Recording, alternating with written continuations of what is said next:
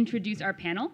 Don Dodge, Kevin Rose, Stacy Brown-Philpott, and Chris Messina. Do you guys want to do just a quick intro or a quick shout out, quick introduction, and pass it down the line? Hi. Oh. Yeah.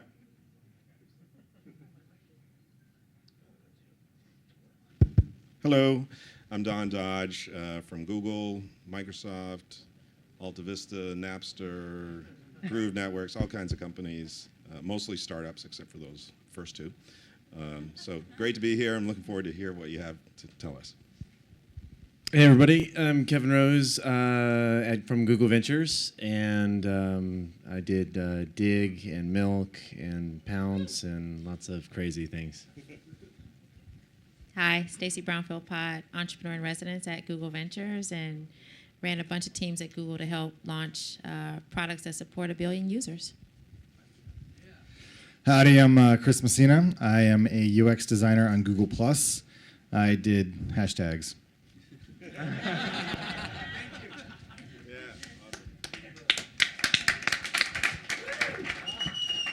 All right, without further ado, I'm going to have Mark Cuban, 2013. All right, thank you. America, we have a problem. No one in this country knows how to take ownership of anything at all whatsoever. So we, the gaming team here tonight, went ahead and built Cuban 2013, a real game where you get to learn how to be an NBA franchise owner and really take ownership of something that matters. Being an NBA franchise owner isn't easy. You have billions of dollars, multiple ex-spouses, complicated player cap negotiations. It's tough. It's one of the hardest things you could possibly do. So we want to help teach everybody how to Cubanize themselves and really take charge of their lives and really learn how to manipulate their friends and everyone else into doing what they want. So in Cuban 2013, we use real Google Plus features to sort of create an immersive strategy game for everybody. So for instance, you can use Google Plus Hangouts to negotiate underhanded trades or cover up player scandals, like when one of your players runs an illegal dogfighting ring, for instance. It comes up, people. Comes up. This is real world stuff. Or you can use Google Maps to go and plan out your strategy for having a local municipality use taxpayer dollars to fund your stadium while you simultaneously plan to move to a city with a bigger market at the same time. These are real things that come up. And how are we going to monetize? A luxury tax, just like the real NBA. So we're Cuban 2013, and we're here to Cubanize America for the better. Thank you very much. Peace.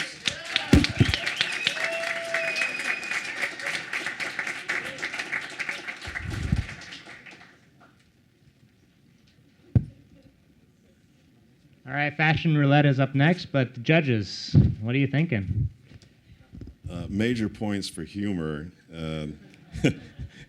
Mark Cuban is quite the guy, but I don't see much of a business here, so no thanks. I'm sold. I'm totally going to invest. It's amazing. Thank you.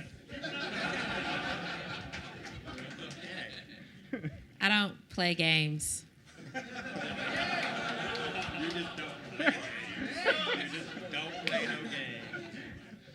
Probably as big as Farmville, so... All right. Mark Cuban, 2013. Nice job. Woo! All right, Shopping Roulette. All right, guys, how's everybody doing tonight? Who wants a deal? All right. So we are Shopping Roulette, a chance for a deal risk-free. So what we are a website that liquidates products for retailers. So you come to our site and you purchase and check out a brown bag. You don't know what's in this brown bag. You start at different price points. So let's do a demo here. We're going to start at a $50 price point. So I'm going to log into my website. I'm going to Google checkout or wallet, and I'm going to purchase a $50 brown bag. I do not know what it's in it. So let's go. All right. What's my first choice? I already have these. I do not want these. Next. So, new products. Oh, wow. A camera, a better camera, and a Chrome box. I only spent $50. This is a deal, but I already have these. Next. Holy crap, a TARDIS. I want the TARDIS. But I already have that too. Everybody has a TARDIS, right? All right, next. All right, so that was my last choice. So I spent $50. So now I'm ready to cash out. I didn't like my choices, so I'm going to cash out with a gift card from Starbucks, Southwest Airlines, or Amazon. My brother needs to fly out here in San Francisco in a month, so I'm going to buy the Southwest Airlines for $50. Thank you very much, Shop Roulette.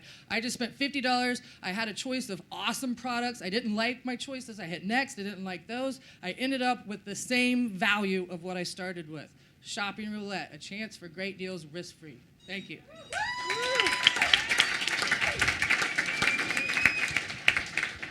All right. Up next, the health team, last form, and then we've got the education team, better lecture. Judges, take it away. I like it. Creating a browsing experience for shopping online. Yeah, I love it, but I wish it wasn't a website. I wish it was an app. It's an app. It's a mobile app. It's everything, all of it. Whatever you want. We're going to make money. It is pretty cool. I like that it makes money. I don't know that I would just randomly bet $50 on something and not know if I'm going to get. Different price points, $20, $1,000, whatever you want. Everybody's going to $1,000, I'm in. Done deal. So, for example, you have to buy your brother a gift certificate because he lives across the country. Here's your chance. You might get a max on it. I like it a lot. Makes shopping fun, a little gaming, a little gambling, a little fun. I like it a lot. Woo.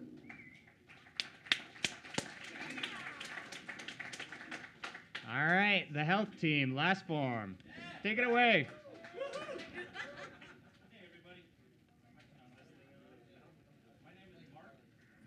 We're not getting, okay, my name is Mark, and I'm not pregnant.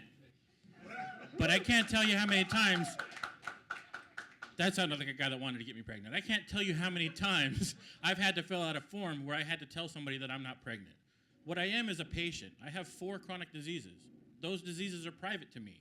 I want to keep it that way. Security is a very big deal in my life. But every time I go to a doctor, a specialist, or even if I go to a massage therapist, I still have to fill out a form and tell them about my health, about the medications that I'm taking, and all of the reasons why I'm taking them.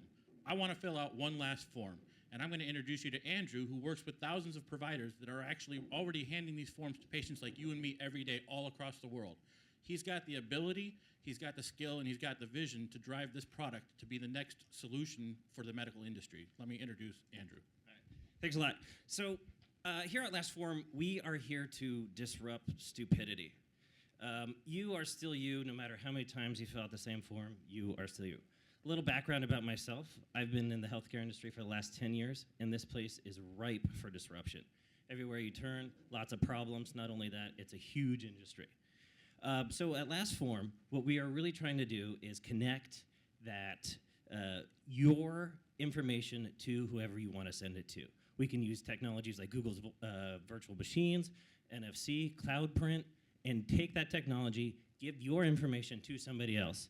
So we start small, we're dreaming big, and I have my first 1,000 customers already lined up. Thank you, last form. Woo.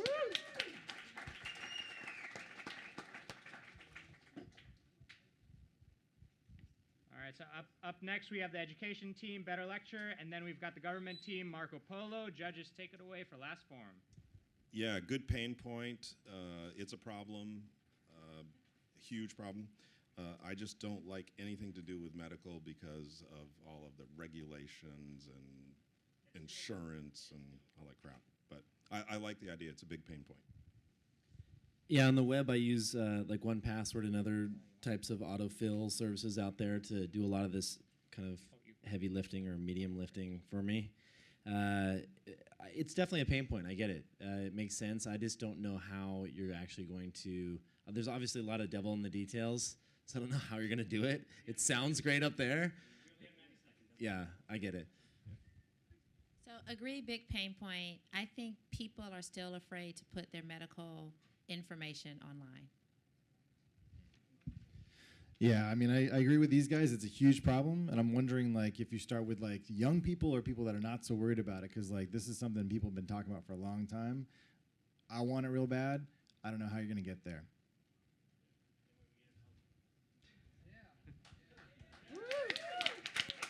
All right, last form. Now we got Better Lecture.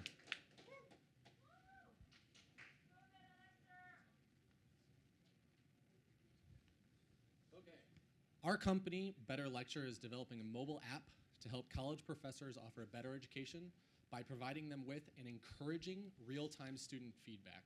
Okay? In a large classroom setting, oftentimes as students fall behind and have questions, the professors don't even know about it. It's simply not practical for them to stop every 5 seconds and go, does everybody get it? And even if they did, a lot of the students would be too intimidated to speak up. So we're going to solve that with a simple mobile app. Okay? It allows the students to provide the professor with real-time feedback using this slider. Green is, I get it, move on. Gray is, I'm following along. Red is, I'm lost, please go back. Okay? When they have questions, they simply start typing it in. We will aggregate the questions the same way sites like Core and Stack Overflow do, and then submit them to the teacher. At that point, the professor sets up his own alert system. If 50% of the class is lost, let me know. If 12 people ask the same question, let me know so that he knows where to stop. Okay?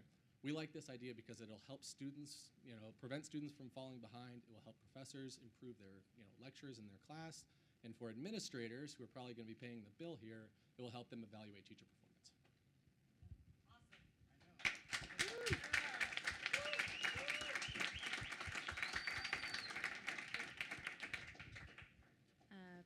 Really like this, having gone to school with lots of people in the room and big classes. Who pays for it? And that's what I wonder. Yeah, I agree. I think this is great. I think having this kind of immediate feedback would be really awesome. And I think the more that you can do to help teachers to actually make use of this information as opposed to just leaving it up to them to figure it out would make this really valuable. Yep, I agree. I love the problem, and it sounds like you have a good solution for it. I don't know how big the business is. With all the schools, and let's say you take the United States, is that a billion-dollar company? Probably not, but it's a great idea. Yep, I like it a lot. A good pain point. Problem is there are two things that I refuse to invest in: education and healthcare. And I know. The reason is because it's the same reason. It's education and healthcare are too structured. They don't respond to natural market forces. They're dominated by regulation, government regulation, and unions. So it's so difficult to make money in that space. But I agree, it's a problem, and I like the idea a lot. Great.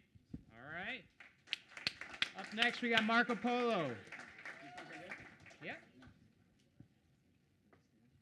Do you want to drive? Overseas for the first time back in 2009. Hey. And I went, is it up? Is it? Better now? Better? There we go. All right. So the first time I went overseas was I went to study abroad in Barcelona. And one of the first individuals that I met was this nice Italian kid. And we got to talking. He spoke a little bit of broken Spanish. I spoke a little bit of broken Italian. And we got to mingling. And like any other American, at the end of the conversation, I went for a high five. And I stuck my hand up like this. He looked at me, stuck his hand up, and then petted my face. It was very awkward to say the least. But, as a person that's traveled a lot since, I've realized that, as Americans, we have a lot to learn about going overseas in terms of nuances, cultural things, and how to interact with the local population. So at Marco Polo, we aim to make traveling less awkward by offering you information from real people in real countries and that teach you how to interact, how to cooperate, and how to learn from those around you. So that's what we aim to do. We aim to make you travel like a native. And so you're probably asking yourself, how do you monetize? How do you, turn this thing around? And our plan is by offering different sorts of content. Level 1, you're going to China. So what do you have? You have a travel list, and that's about it. A different level, now you have more specific information on the region that you're traveling to. And our target market, of course, is, the new traveler, because, there's people going everywhere nowadays, and the world's becoming smaller. So what we aim to do is to make it easier and more streamlined by making it less awkward so you don't get petted by a nice Italian gentleman. Thank you. All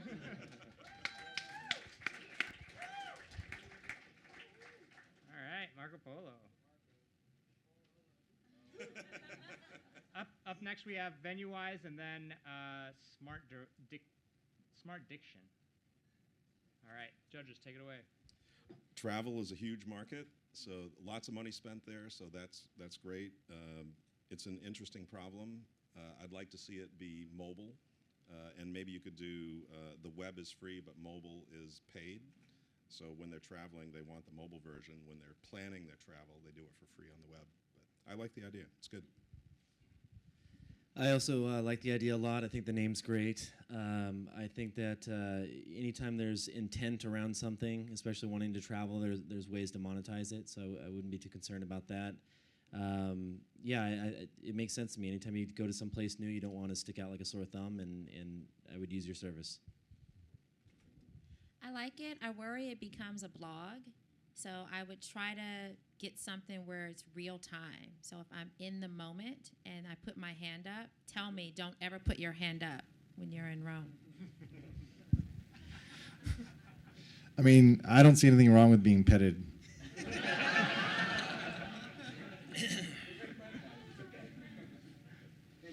Yeah. So I like it. I think if you figure out some way of helping out the folks who are actually providing the information, giving them a reason to get together, to talk, to sort of share this stuff, that might also be an interesting way of adding value for them as well. All right. So where's VenueWise? Right.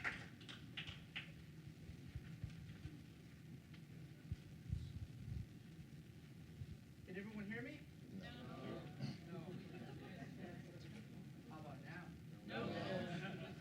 Is it on? Oh, Yeah, sick. All right, there cool. you go. All right, I'm here to talk about VenueWise. It's Google Analytics for professional event organizers. So professional event organizers worldwide spend marketing money, effort, time, and resources to push out their event and try to get attendees to come to their event, but they have no way of measuring the success. So for example, I come to this event today, great event, great job by the organizer. I look at the table.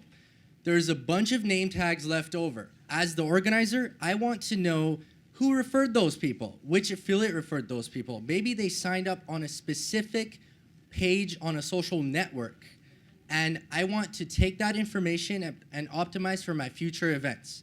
Now, imagine that scenario today, times it by 1.8 million professional events across the US during 1 year.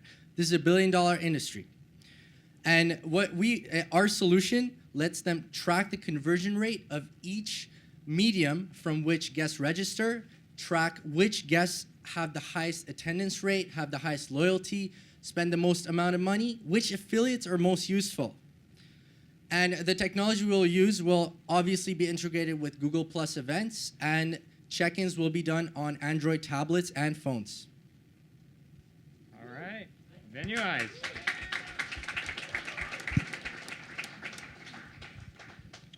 Up next, we have Smart Diction and then Shop TV. Judges, take it away.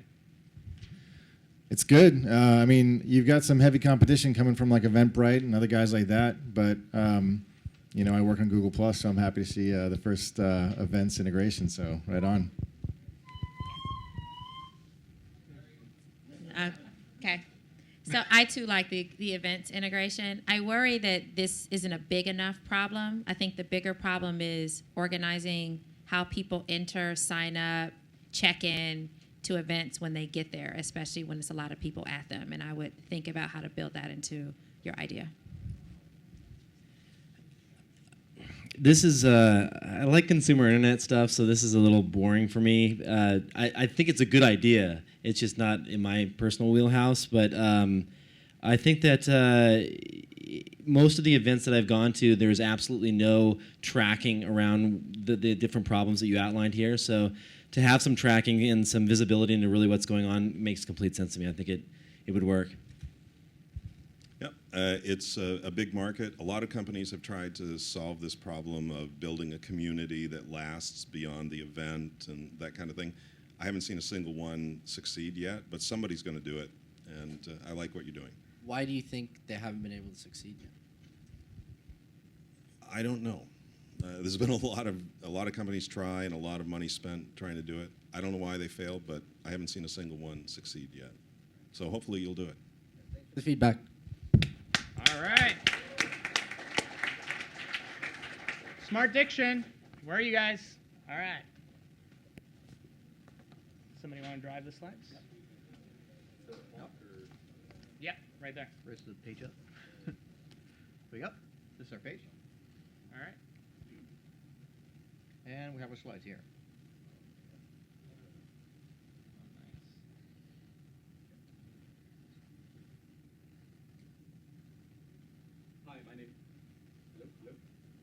Hi, my name is Nick, and I'm with Smart Diction. Have you ever gone to a location, maybe an event like Google I/O, and tried to type something to your friends, let them know you're at Google I/O? But all your phone does is fight against you. Maybe you're at Disneyland. Go ahead, it'll work. It'll work. How? Just keep trying. Can they hear it? Can they hear it? Hello, hello, Is it on? hello, hello, hello. Hello, hello.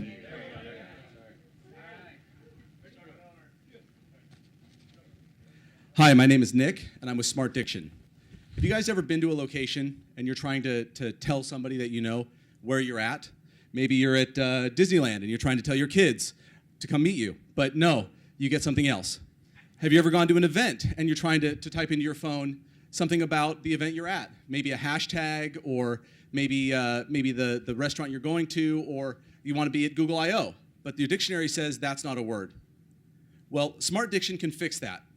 What we do is we take geographic data about where you're located, as well as the people you're with through your social graph and your social networks, your tweeting, your Foursquares, your Twitters, your Google Places, and we take this information and we combine it into your dictionary in an intelligent manner.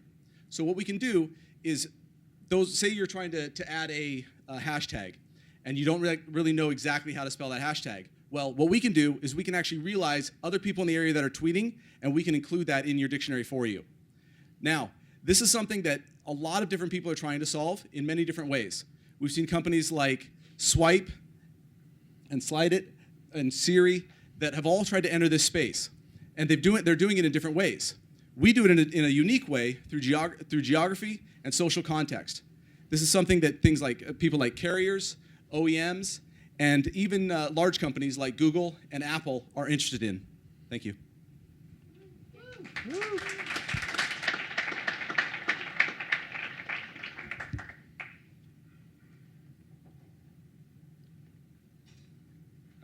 Shop TV and Connect In on deck, please. Judges, take it away. I like this.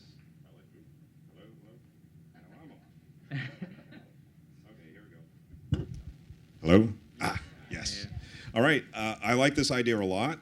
I was the first investor in Swipe, and I made a lot of money on that. So I like this idea. And Swipe and all the others are not approaching it the way that you're doing it. So I think this is a feature, and it's a feature that would be acquired by one of these big companies, but I like it a lot. Yeah, I agree. It sounds like a feature. It's not really a business. I mean, I'm not going to pay to have Smart Diction on my phone, obviously, and someone will just buy this up for. I don't know that it's going to be a $100 or $200 million exit for you, but it could be something. Love it. I have been wanting a good dictionary on my phone, and so please go and build this. I mean, if you can help people be smarter about hashtags, then hell yeah. Like, maybe tell them not to use them if they're overdoing it. Awesome. Now we got Shop TV. All right, I'm Jeff Danley with Shop TV, and I don't know, somewhat of a loaded question. How many people in here watch TV? Yeah? One or two of you, a few? So guess what? So the TV business model has not changed in 60 years. It's freaking lame. So what we're doing is we're going to work with internet-connected TVs, such as TVs that are enabled with Google TV, and we're also going to launch a companion application that lets people interact with those TVs while they are watching TV.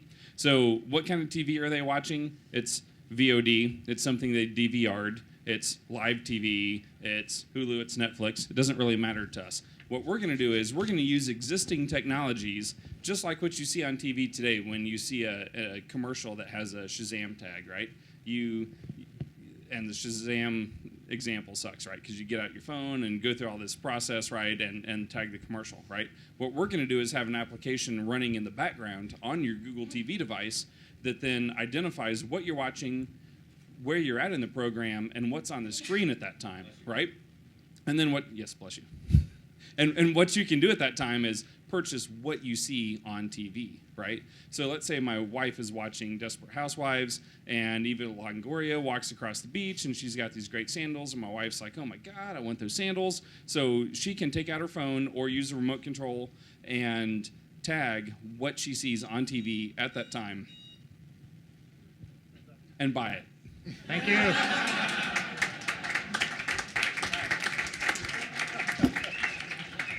All right, we got Connect In. Actually, it's Connect No, On. hold on. Okay. We still have judges. Where'd you go? All right. So.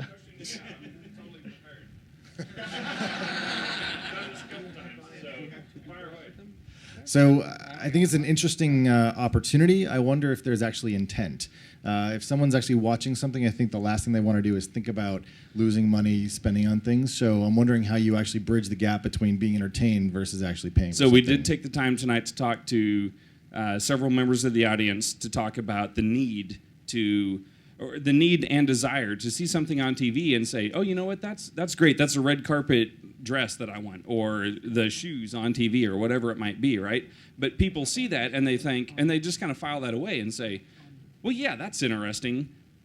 And if they're prompted sometime in the future, then they might engage in that, right? But if we can present an opportunity on the screen and let the user tag it, right? And this can be totally unobtrusive, right? So this can be as simple as like adding it to your shopping cart. Bam. Oh yeah, I want that, and I'll come back to it later. Or maybe my wife missed it, right? And she wants to come back to it later and say, I really like those shoes, right? But I want to buy those, right? So she could come back to it later in time, right? And scroll through and see, yeah, those are the shoes that I want, and I want to buy that. So like a read it later for TV ads. Exactly. Because, hey, guess what? When people watch TV today, what happens when they see the ads? Fast forward. Like, they don't watch the ads, right? So it's all about product placement. And there are companies today that specialize in placing products in television shows, and so, but they have no way to measure what happens when they put that Lotus, car in the television show. So it seems like that's actually your better opportunity, is to figure out how to buy the things in the show as you're watching it. That's part of the business model, is to work with the product All right, placement thank company. you. We've gone way over. Woo! I'm here all night. All right, we got Connect On. I just wanted to say real quick. You got good questions. I skipped you. I like it. What he just said was the real opportunity is the real opportunity. You got to create the wish list that people Right. can buy right there. And that's what it while is. they're It's the doing it. wish list. It's the add to your cart, your All virtual right, let's keep cart. going. So I love this idea. I think it's awesome. I think like one-click checkout for TV is amazing. I've wanted several of the swords in Game of Thrones, so like if you can make that happen, done deal. Great Note idea. to self. Go for it. Shop TV, people. Thank you.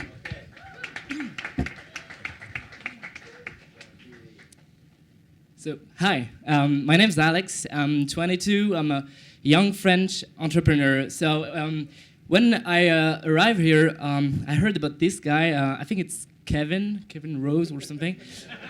Someone told me he was famous. Okay, so, and then, so basically, I thought he might be interested in my ID. So I started looking for connections and and just a way to get introduced. And so I went on Facebook. We had no common friends. I went on Google Plus. We had no common connections, and then also on LinkedIn. So, but actually, there was a connection. I just didn't know it was there, and Connect On helped me find it. So basically, the connection was that this guy, Ken, is actually connected to Kevin on Google Plus, and we are friends on Facebook. So there is a link, but I just didn't know it was there. So basically, Connect On is about finding and discovering the missing connection. That's all. Great.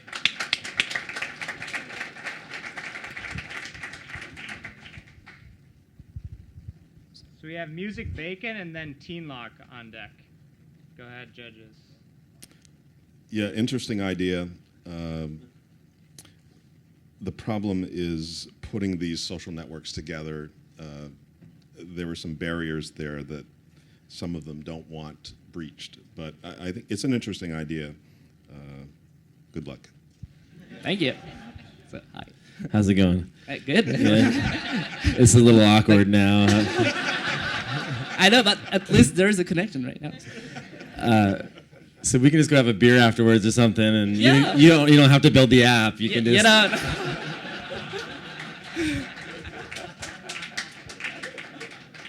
it's just a pretext. Okay. How do you break down the barriers? There's a lot of contacts in email that go beyond just your social connections. How do you do that? Yeah. Can't do that. There's no idea here to me. So here's the interesting part. We haven't really figured out. But actually, this guy does. So part of what we want to do is, there's the connections that are the private connections that you have to authenticate with, where you have to go in and sign in with your Twitter, your Facebook, whatever. But there's also the connections that you can get from sort of the public social graph. So if someone's not logged in, we can start with there. So if someone's tweeting at Kevin Rose or whatever, we can start to pull that in to sort of bring the connections together, to sort of figure out how these people are related. And that's cross barriers. You can go and you can search the public timeline for Twitter, for Facebook, for Google+. You can start there, and then once people connect their accounts, you have that more powerful information. So that's how we can start to reach through that. And I think there's some way to bring hashtags into that too, but we're still working on that. That's just for you. Yeah, Exactly what I wanted to say. No bonus points for that one. So, I mean, I like the idea. I think there's been some other folks who have tried to do this recently. There's like Banjo and Highlight and Sonar and a bunch of those folks. I think the real problem is actually getting to high-quality suggestions and recommendations. I also think the other problem is actually coming up with the right context to make those introductions. So you're just as well as starting a bar as creating this app, and you might find that you make more connections that way. So you try that too. Of course. All right. Thanks, guys. Thank you. We got some bacon.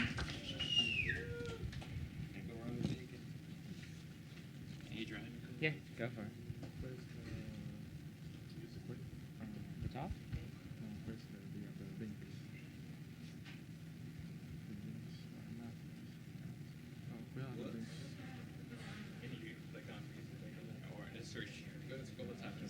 I'll just do a share. Sorry, just search.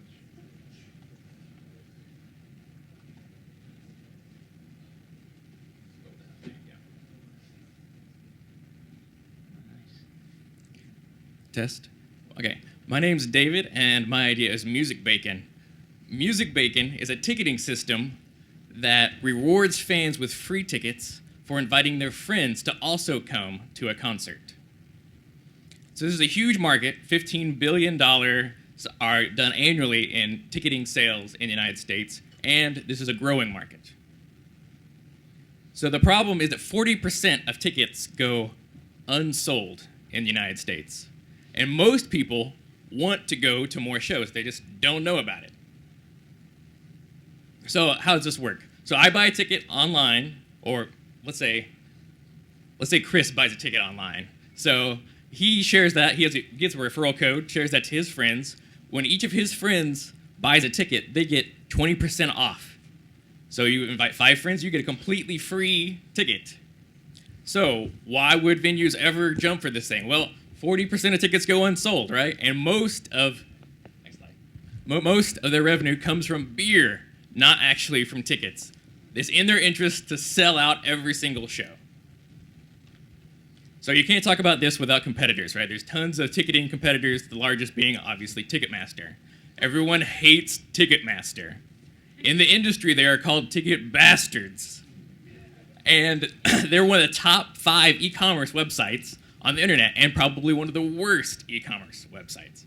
So, for instance... All right, thank you.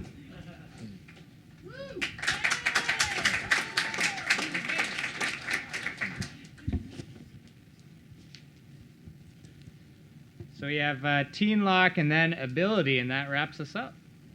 Judges, go ahead. So, I mean, I think this is an interesting idea. It's a sort of play on the Groupon living social thing that's happening now. I think obviously getting your friends to go to a concert with you makes a lot of sense. And that's interesting. I think the biggest challenge actually is probably breaking into this, driving awareness, building relationships, like all that stuff. So I I didn't hear you talk too much about technology. I heard sort of like referral code thing going on. So like, what is it that you're really building? So website first, mobile second. But I'm a mobile developer, killer mobile app. Okay. Okay. I'm not sure. I don't know how you get people to switch. We all, for various reasons, don't like Ticketmaster, but what else do you do besides go into Times Square and put the little ticket booth up that you can go to and get discounted tickets? First customer is venues.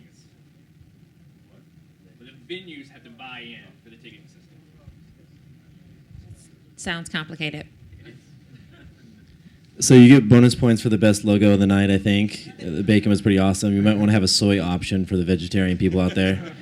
I'm curious, though, if 60% of shows go unsold or 40%? 40% go unsold. So how does, like, let's say there's the White Stripes or some kind of crazy band playing, it's going to sell it immediately. Like, do you get them on board, or does that just... So we do other tickets to non-bacon tickets. They're called vegan tickets. Gotcha. I was just wondering, because it seems to me that the reason that 40% of the shows go unsold is because those bands like are not really, they kind of suck. Awareness for the 60%. It would be hard to get 5 of my friends to go see a really crappy band. That's. I think you want to focus on the non-Ticketmaster, non-A-list things. Yeah, Ticketmaster has a stranglehold on these things because they have contracts that can't be broken. But I think there is a big opportunity for the other 50% of the music market that is not controlled by Ticketmaster and is not controlled by the big venues. And this could be a pretty interesting idea. All right. Nice work. We got Teen Locked. Is this on? Yes.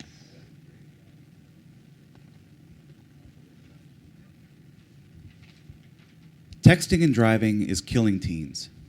In 2010, 416,000 people were injured in a distracted driver-related crash. 48% of teens say that they've been in a car where the driver was texting. Parents need a way to know that their teen cannot drive while they're texting.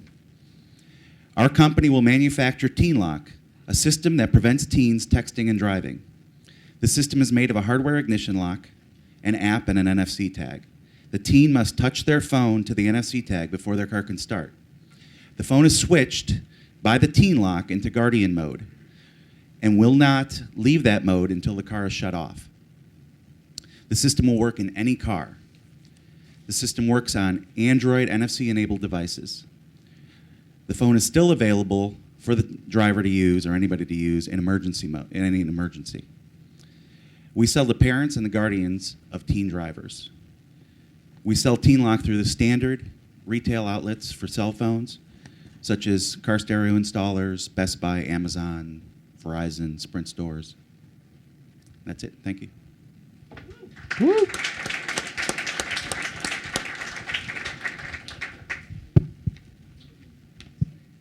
The last team ability, please get on deck. Judges, take it away. This is a great idea. I have a friend, a personal friend, who's doing something similar called Zoom Safer. It's a terrific idea. He's using GPS and that kind of thing. So this might be a better approach. Right. We're trying to find a way that's not circumventable. I like the idea. It could save lives. Thank you. Agree. Selling to parents is good. I also think that rallying local police departments is another way to get the awareness out. I think you could definitely get a discount on car insurance for the people that install it. Yeah, excellent. Yeah, insurance companies, lots of partnership opportunities there. Yeah, I agree. I think this is great. I think also finding possible car manufacturers that are interested in this kind of thing, or forward-looking car manufacturers that are interested in providing these kind of controls, even like for anti-theft or things like that, could be very useful. Absolutely. OEMs, especially automotive OEMs, are a tough mountain to climb, so we want to start in the aftermarket and then go there. And there's already ignition interlock devices that for different purposes like billing, car billing and stuff. So the technology is hardened. And as a matter of fact, my wife and I had a contract manufacturing company, and we actually built devices like that. So this is there. Cool, great.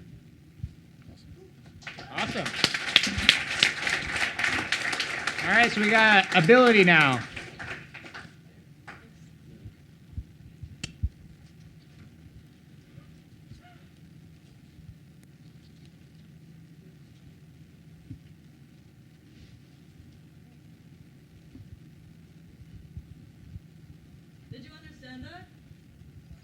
Well, this is a problem of 80 million people worldwide who use the sign language and still cannot go able to say a clear word and their own feelings to the people, even to their family.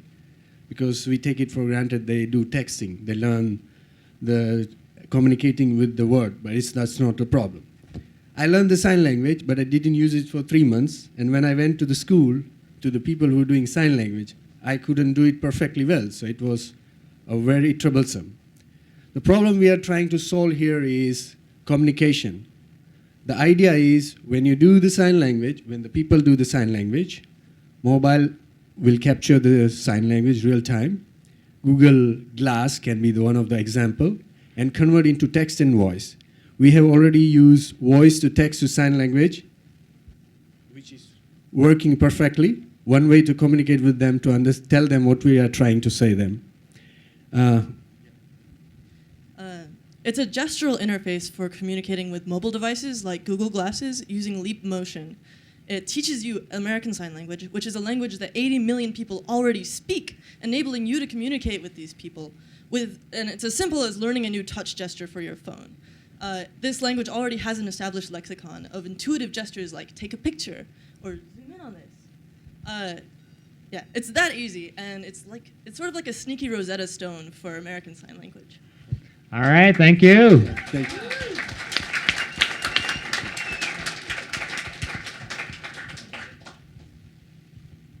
I mean, seems like an amazing idea if you can like bridge the sign language, like, you know, verbal spoken communication divide. I think getting it to work really well and making it available to lots and lots of people, I think is probably the challenge. But if you can make it work sufficiently well, that's great. Yeah. Thank you. So I have an 11-month-old. We're trying to teach her baby sign language. So if this can help me, I'm in. Here you go. I think this is a great playing with Google Glass, so I'm excited to see you take it there. Okay. Thank you very much for the encouragement. This is a huge problem for a small number of people who probably pay a lot of money to solve it. So it's a noble cause. Great idea. Go for it. Yeah, thank you very much.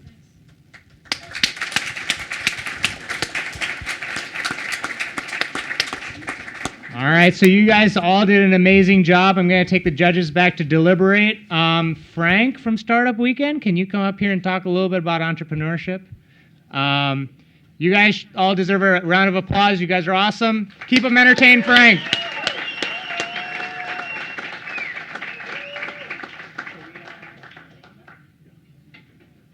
Remember, shopping roulette is a $1 trillion industry. You just turn it on. Hey guys. Oh wait, Frank, real quick. Sorry. So I just found out we need video releases. So I've been giving to some of the speakers, but a couple of first people who went missed it. So if you didn't get a video release, please come see me. Thank you. All right. Hey guys, my name is Frank. I'm French. So first of all, I'm just gonna test if you guys can understand me. So if you understand me, can you clap in your hands? One time. Well, 2 times, 3 times. That's good. Real quick, I don't want to take too much of your time. Everybody here must be exhausted. This was an experiment for us. I know it wasn't easy for everybody. I hope you guys had a good time. Do you guys have a good time, by the way? Yeah. Okay. Just to keep in mind maybe why we do that at Startup Weekend and just give you a little bit of background about what's our mission. So Startup Weekend, you guys are here in San Francisco, so you're kind of spoiled. You're surrounded by entrepreneurs, by people who wake up in the morning doing all these things, but we've got Startup Weekend now, I think, running in 105 countries and in more than 300 cities, some of them being in Mongolia or Egypt. We had people running Startup Weekend during the revolution in Egypt. So you know your spoil. You know like it's not easy, neither, right? Entrepreneurship is something we try to understand. And I'd like to just give you an example, which I like to, I think gives you some perspective on entrepreneurship. Everybody knows the game of chess, right? And when you play chess, you got 2 players, an 8x8 grid, a couple of moves, but the number of combination you've got is 10 to the power of 123. That's how complex the game get with something as easy as a little board and 2 players.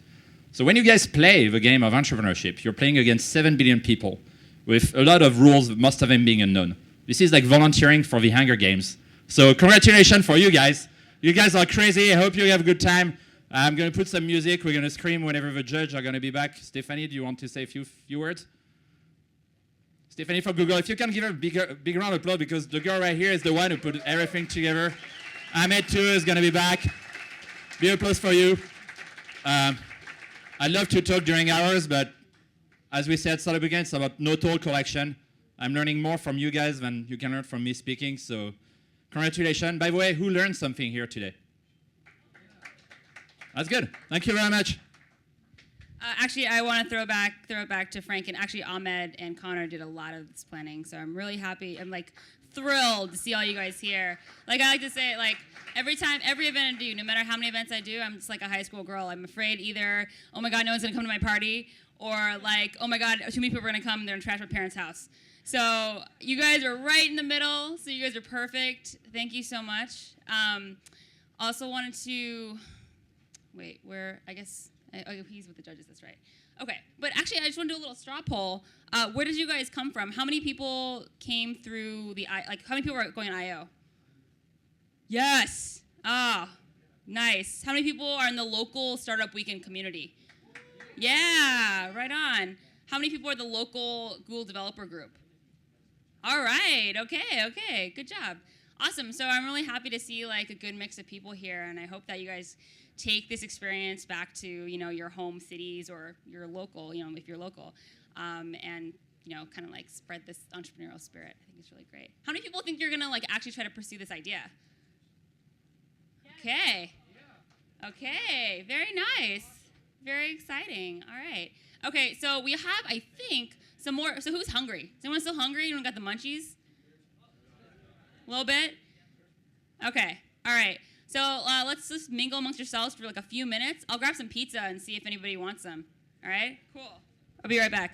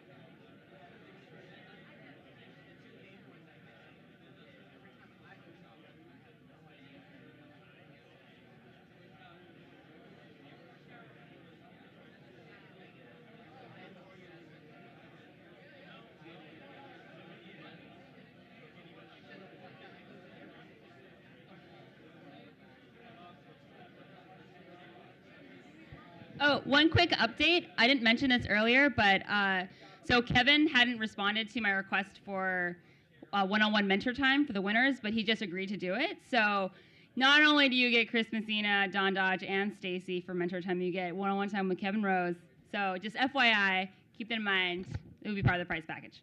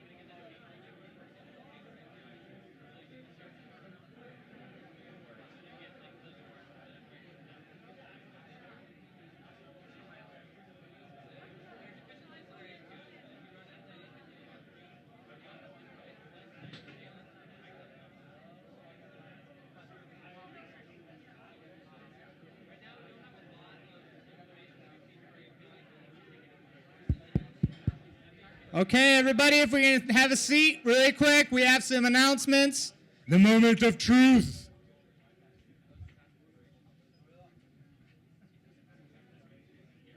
So I hope you guys had a good time. I know it's already 11 o'clock. Again, this isn't about winning or losing. It's about having a good time, learning through actually doing. And hope you guys enjoyed this experience. I know that for the full Startup Weekend experience, it's an awesome experience. And the next event that we're actually going to be having is in July in San Francisco. And I'm sure a lot of you guys are not from here, so just be sure to check your city's sites. We've got events all over the world, so make sure to join one if you enjoyed this and tell your friends. But judges have a verdict, and take it away, Kevin. Yep. Oh, thanks to the judges. You guys are awesome. So thanks for having us here tonight. Don just whispered in my ear that just for a few hours of work, this is some pretty impressive stuff, and so we're all really impressed. You could the highest score we could give you was a 15, and I had several companies in double digits, so lots of good stuff here. The winner of the competition, Cuban 2013, was not the winner, but a great startup. The winner is Teen Lock. Congrats.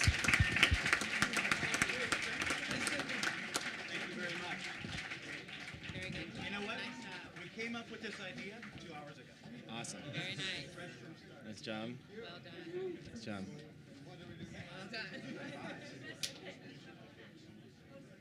And I think we're both gonna announce our favorite runner-up. Every judge has their favorite that was not the winner. So as far as runners-up, Sure. So my runners-up, shopping roulette. Really like the browsing online. Really like that experience. Fun, interactive. Good. And then better lecture. Really redefining the way feedback happens in the classroom. Yeah, so I also had a better lecture on there. I thought you guys had a good idea, and I think education is ripe for disruption. I really also like smarter diction, or smart diction, I guess. Again, anything that can help people do better at hashtags makes me happy. And I also liked ability, which I'm also expecting will have air hashtags supported in the first release. So I like that.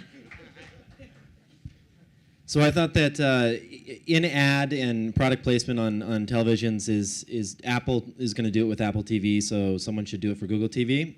And I think Shop TV, I think that's a great idea. And my next one was a better lecture. Mark Cuban is a personal friend of mine, and if you got serious about this, he would probably fund you. That was funny, but it wasn't serious. So reconsider. My number one was Teen Lock. I have a friend who's doing something like this. It's a great business. I think you'll be successful. My number two was Smart Diction, but I'm probably biased because of the swipe thing. I think it's a great feature, and I think you can have a quick exit and make some money there. My third one was Shopping Roulette. I love the idea. Shopping, making shopping fun and a game and a little bit of gambling in it. All good things.